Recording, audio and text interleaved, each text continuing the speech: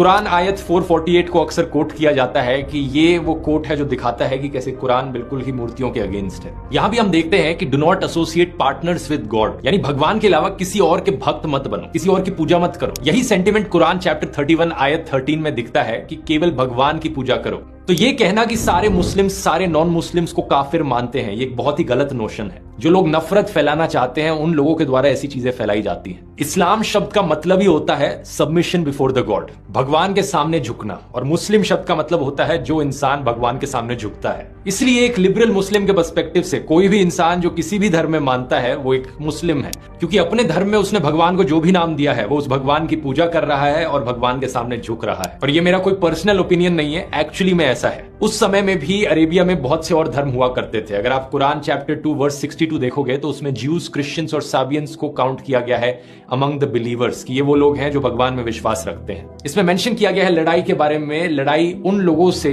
जो सिर्फ एक मूर्ति को भगवान मानते हैं। करीब 600 एडी के अराउंड एक ट्राइब होती थी कुराइश ट्राइब नाम से, ये आज के दिन के सऊदी अरेबिया के रीजन में रहती थी। इनका मानना था कि इनका सेंट्रल भगवान हुबल है, जो एक्चुअली में एक मूर्ति है जो पत्थर से बनी है और जिसका राइट हैंड टूटा हुआ था। कुराइश ट्राइब ने इसके राइट हैंड को एक गोल्डन हैंड से रिप्लेस कर दिया था, सोने के बने हाथ से।